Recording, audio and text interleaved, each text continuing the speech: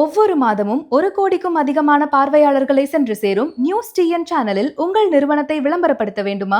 தொடர்புக்கு 8072147276.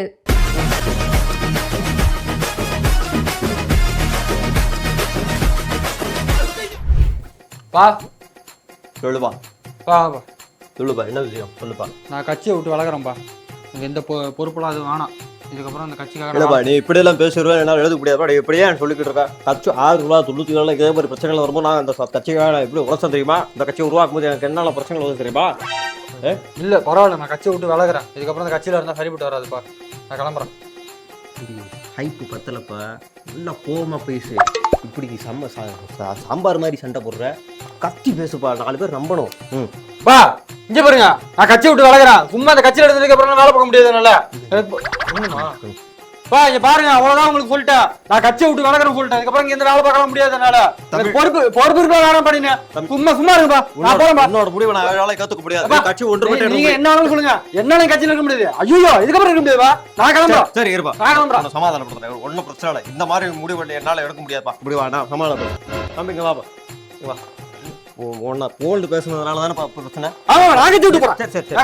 ரொம்ப பண்ணாது, நம்பிடுவாங்க. பாருப்பா, கட்சிக்காக உயிரை கொடுப்பேன். உயிரை கொடுப்பேன். கட்சி என்ன சொன்னாலும் கேட்டுப்பேன். கேட்பது. கட்சி தலைவர் தான் என்னோட மூச்சு. சரியா? சமாதானப்படுத்துறேன் உங்களை. சரியா? சமாதானம் கொடுங்க, கை கொடுங்க. இனிமே கட்சிக்கு ஒன்றுபட்டு நம்ம பாடுபடணும். போ. சூப்பர். இன்னைக்கு எல்லா மீடியாலும் நம்ம தான் ஆட் ஆஃப் த டாபிக். சரியாப்பா? அதனால இதே மாதிரி எப்பப்போ காட்டணும், நம்மளும் இருக்கணும். எப்படி இந்த மாம்பழம் வச்சு அடிச்சுக்கிட்டு எல்லாரையும் காட்டி வச்சாங்க, நம்மளும் காட்டணும். ஏன்னா எந்த கட்சியை அழிக்க உருவாகணுமோ அதே கட்சி சின்னத்திலேயே நம்மளை போட்டியிட வைக்கிறாங்கன்னா எப்படி இருக்கும்? நமக்கு வைத்தறிச்சலா இருக்காது. இந்த வாட்டிலாம் பம்பரம் கிடையாது, சூரியன் கிடையாது, பம்பரம் தான். தலைவரே தலைவரே வணக்கம் தலைவரே. வாங்கம்மா. தலைவரே, மேயர் பதவி காலாவதியாக போகுது தலைவரே. சரி, அதனால எனக்கு எங்கேயாவது ஒரு எம்எல்ஏ பதவி கொடுத்தீங்கன்னா நல்லா இருக்கும். எம்எல்ஏவாமா? ஒரே ஒரு சீட்டு தலைவரே. ஏன்னா அந்த கார்லாம் இல்லாம, சைரன் சத்தம்லாம் இல்லாம என்னால இருக்க முடியாது தலைவரே. உங்களுக்காக தொங்கிட்டுலாம் வந்தேன், வண்டியில ஃபுட்போர்டு அடிச்சுட்டு வந்தேன். கொஞ்சம் பார்த்து பண்ணுங்க தலைவரே. தலைவரே சீட்டு வாங்கண்ணா. சேகரண்ணா வாங்க. வாங்கண்ணா வாங்கண்ணா வாங்கண்ணா வாங்கண்ணா. என்னம்மா நீங்க இருக்க? அது எம்எல்ஏ சீட்டுக்காக பேச வந்திருக்காங்கண்ணா. ஏதோ வேணுமா எம்எல்ஏ சீட்டு ஏதாவது தொகுதியில? அதுக்காக. ஓஹோ, என்னம்மா எம்எல்ஏவா? என்கிட்ட எதுவும் கேட்க முடியும்? சரி சரி சரி. எனக்கே தெரியாம எனக்கே லிப்ஸ்டிக் அடிக்கிறேன். சரிம்மா பாத்துக்கலாம். நான் மேயர் உங்களை ஆக்கி விட்டதுக்கு எனக்கு முதுகுல குத்துறீங்க. சரிம்மா. எந்த தொகுதிமா? நான் பண்ணி தரேன், பாத்துக்கலாம். ஏதோ உங்களுக்கு பிடிச்ச. சரி. கராத்தே ராமு கிட்டே கராத்தே நான் தான்மா. கராத்தே ராமு நான் தான். கராத்தே ராமு கிட்டே கராத்தா காட்டுறீங்க. சரி பண்ணிடலாமா? போங்க. நன்றி. பச்சை புள்ளன்னு பிரஸ் மீட்ல இருந்து காப்பாத்தி கொடுத்தா பச்சை புள்ள விச புள்ளையா இருக்குப்பா. வரட்டுமா? முதலாவதாக நம்ம தமிழனந்தன் பேசுவார். நாம எண்ணற்ற திட்டங்களை கொடுத்துருக்கோம். அதுல முக்கியமானது மகளிருக்கு 1000 ரூபாய் இல்லையா? எல்லாருக்குமே இன்னைக்கு 1000 வருது. எந்த நம்மளை பார்த்து காப்பி அடிக்கிறாங்க எல்லாரும். இது அற்புதமான ஒரு திட்டம். ஆனா இந்த எதிர்கட்சி என்ன சொல்றாங்க? பிச்சை காசு அப்படின்னு சொல்றாங்க. அப்படி சொல்லலாமா? சொல்லுங்க. எதிர்கட்சி பிச்சை காசுங்கிறாங்க இந்த 1000 ரூபாய. ஏங்க சும்மா 1000 ரூபாய்னா 1000 ரூபாய் வச்சு மூக்குத்தி கூட வாங்கி போட முடியாதுங்க. மேடை ஏறியோமா? என்னம்மா 1000 ரூபாய் எங்கெங்க பத்துது? ஒரு மூக்குத்தி வாங்கி போட முடியுமா 1000 ரூபாய்க்கு? அதான் அம்மா என்ன சொல்றாங்கன்னா, ஒரு 10 பவுன் நகைய 1000 ரூபாய்க்கு கொடுங்க அப்படின்னு பேராசைப்படுறாங்க. அதானம்மா? ஏங்க பொண்ணு பிள்ளைங்க எல்லாம் வச்சிருக்கோம், எப்படிங்க அந்த 1000 ரூபாய் பத்தும்? ஏழை குடும்பத்துக்குள்ள என்ன 1000 ரூபாய் இது? சரி இருமா. நீ மாசம் 1000 ரூபாய் வாங்குறியா? சொல்லுமா, 1000 ரூபாய் வாங்குறியா? வாங்குறேன். 6 மாசத்துக்கு 1000 ரூபாய் எவ்வளவுமா? ஏன் இந்த கணக்கெல்லாம் வேணாம். சொல்லுமா, நீ சொல்லுமா, சொல்லு. 6 மாசத்துக்கு 1000 ரூபாய் எவ்வளவு? 6000. 7 மாசத்துக்கு எவ்வளவு? 7000. 8 மாசத்துக்கு எவ்வளவு? 8000. இருமா, கொஞ்சம் முறைக்காத, ஃப்ளோல போறல.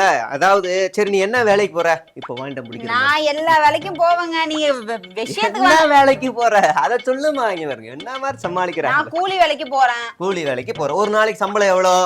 300 ரூபாய் வருது. 300 ரூபாய். 300 = 10னா 10 நாளைக்கு இவங்க எவ்வளவு சம்பாதிக்கிறாங்க? 3000 ரூபாய்.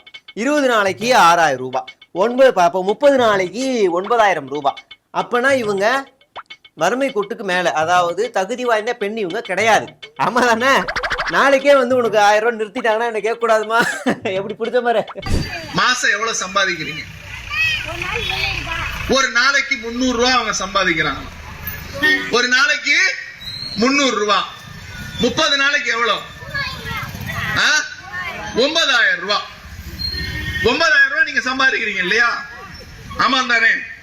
ஏன்னா 1000 ரூபாயில வந்து ஸ்லாப் இருக்கு, இவ்வளவுதான் வருமானம் இருக்கணும்னு. நீங்க தான் சொல்றீங்க 9000 ரூபாய் சம்பாதிக்கிறேன். நாளைக்கு நிப்பாட்டினா என்னைய கேட்க கூடாது. ஓ நிறுத்திடுவீங்களா? எங்க நிறுத்தி பாருங்க பாப்பா. நான் நிறுத்த மாட்டேன், நீ தகுதி வாய்ந்த பெண் இல்ல, அதனால சொல்றேன். இப்ப உங்க வீட்டுக்காரர் வேற வேலைக்கு போறாரு சரிங்களா? நம்ம போறாரு தானே? போறாரு. அவர் குடிக்கிறாரா? அப்ப அந்த காசு நமக்கு தான். சரி அதை விடு, அதை விட்டுருமா. இப்ப இங்க எத்தனை பேர் 9000 ரூபாய் சம்பாதிக்கிறீங்க? எல்லாரும் இந்த ஊர் தான்னா அப்ப எல்லாருமே கூலி வேலைக்கு போவீங்க. கரெக்டா 9000 சம்பாதிக்கிறீங்க. அப்ப எல்லாருக்கும் நிறுத்திட்டு எனக்கு கேட்க கூடாது என்ன? எங்க ஒரு 10 பேருக்கு நிறுத்தி பாருங்களேன்.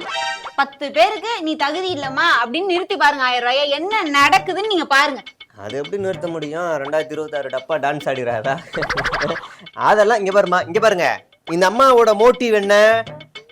நல்லா சிந்திச்சு பாருங்களேன். அந்த பூக்கட்சி இலக்கட்சியும் 1000 ரூபாய் பிச்சை காசு கொடுக்காத, இதை கொடுக்காமலே இருக்கலாம் அப்படிங்கிறாங்க. அதே தான் இவங்களும் சொல்றாங்க. அந்த அருமை தெரியல இவங்களுக்கு, புரியுதுங்களா? எல்லாம் ஒண்ணு. அந்த கூட்டத்துல இருந்து இவங்க வந்தவங்க தான் இன்னைக்கு நம்ம கூட்டத்தை சீர்குலைக்கிறதுக்காகவே இங்க வந்து நிக்கிறாங்க. அது எப்படிங்க உங்களை எதிர்த்து கேள்வி கேட்டாலே அந்த கட்சி அந்த கட்சின்றீங்க? எனக்கு புரியலையே. கேள்வியே கேட்க கூடாதா?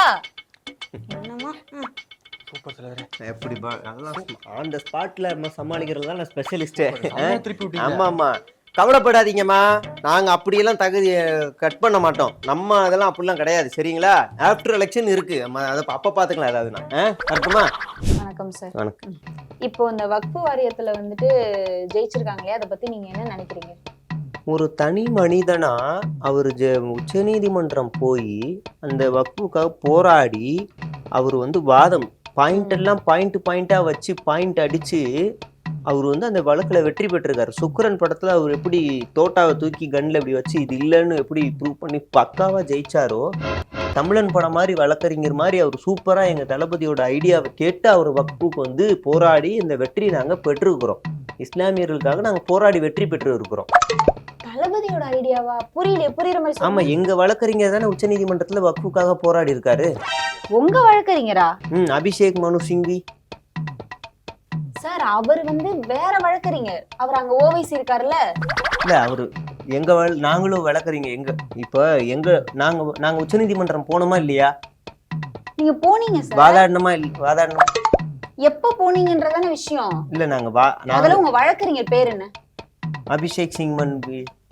உங்க வழக்கறிஞர் SS விஜய். அபிஷேக் அவர் கிடையாது. புரியுதுங்களா?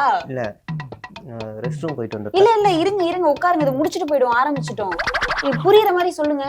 நாங்க போனோம். அவர்தான் எங்க வழக்கறிஞர், எங்களுக்கும் அவர் வழக்கறிஞர். அவர் சொல்லிதான் நாங்க போனோம். ஏற்கனவே அந்த ஓவைசி இருக்காருல்ல, அவர் தான் இதுக்கு எதிரா முதல்ல வந்துட்டு இது போட்டது, ஓகேவா, மனு போட்டது. அந்த வழக்கறிஞர் தான் அபிஷேக் மனு சிங்வி. அவரு ஒரு 16 பேர் கொண்ட வழக்கறிஞர் எல்லாரும் சேர்ந்து போட்டு ஜெயிக்க போறாங்க. அந்த ஜெயிக்கிறதுக்கு ஒரு நாள் முன்னாடி, தீர்ப்பு வரதுக்கு முன்னாடி ஜெயிக்க தான் போறாங்கன்னு தெரிஞ்சு நீங்க போய் எங்களையும் சேர்த்துக்கோங்க அப்படின்னு சொல்லி கோரிக்கை வச்சு சேர்த்திருக்கீங்க. இப்ப நீங்க சேரலனாலும் அவங்க ஜெயிக்க தான் போறாங்க, தீர்ப்பு வரதான் போகுது, சேர்ந்தாலும் வரதான் போகுது. இப்ப ஏதோ பந்தய குதிரை ஓடிட்டு இருக்கும்போது கோட்டை தொடப்போகுது அப்படின்னு தெரிஞ்சதுக்கு அப்புறம் நம்ம பெட்டு கட்டினா எப்படி? அப்படிதான் இது செல்லாது சார். இது இல்ல, நீங்க சொல்ற மாதிரிலாம் இல்ல. கடைசி 2 நாள் முன்னாடி போய் நாங்க அபிஷேக் முன்னிட்டு நாங்க எங்க பேரையும் இந்த வழக்குல சேர்த்துக்கோங்க, நாங்களும் போராடுறோம்னு சொன்னோம். ஆனா சொல்லிட்டு இப்ப சேர்த்தாச்சுல, அப்ப எங்களுக்கான வெற்றி. சரி விடுங்க, அது எங்களுக்கும் ஏதோ நாங்க பாட்டுக்கு பண்ணிக்கிறோம். இப்ப இங்க நிறைய பேர் சமச்சீர் கல்விக்காக போராடினது யாரு, வெற்றி பெற்றது யாருன்னு எல்லாம் தனித்தனியா மாத்தி கொண்டாடிக்கிறாங்க. அந்த மாதிரி நாங்க வச்சுக்கிறோம். விடுங்க, வேற ஏதாவது கேளுங்க. போராடுறதும் கிடையாது, இன்னொருத்தவங்க வெற்றி பெற்றா அது தான் வெற்றின்னு சொல்லிக்கிறது. சரி விடுங்க. இங்க தமிழ்நாட்டுல வந்துட்டு 2 மாபெரும் கட்சிகள் இருக்குல்ல, அதை தாண்டி நீங்க எப்படி ஜெயிக்க முடியும்னு நினைக்கிறீங்க? 2026ல கூட்டணின்ற பேச்சுக்கே இடம் இல்லை. அதாவது கூட்டணி வச்சாதான் ஜெயிக்க முடியுன்ற ஒரு மாய பிம்பத்தை நாங்க வந்து உடைக்க போறோம். இனிமே தனித்து போட்டிட்டு 2026ல ஆட்சி அமைக்கிறதுனா அதுக்கு நாங்க தான் வரலாறையே மாத்த போறோம். ஏன் சார், முதல்ல ஒரு கட்சிக்குள்ள ஏதாவது புரிதல் இருக்கா? உங்க கட்சி தலைவர் என்னன்னா மேடையில கூட்டணி கட்சிலாம் வருவாங்கல்ல, கேட்கணும்ல, குடுக்கணும்ல அப்படின்னு பேசிட்டு இருக்காரு. நீங்க என்னன்னா கூட்டணி இல்லன்னு பேசிட்டு இருக்கீங்க. அதான் வரலங்கல்ல, கேட்கல, போறாங்களே, ஒருத்தர் கூட பேச மாட்டாங்கல்ல. சரி, இப்ப அடுத்த கேள்விக்கு போயிடலாம்.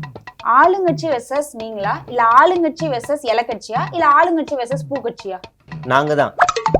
எப்படி சொல்றீங்க? நாங்க தான். ஏன்னா அவர் முகத்துக்காகவே ஓட்டு போடுறதுக்கு இன்னைக்கு தமிழ்நாடு மக்கள் காத்துக்கிட்டு இருக்காங்க.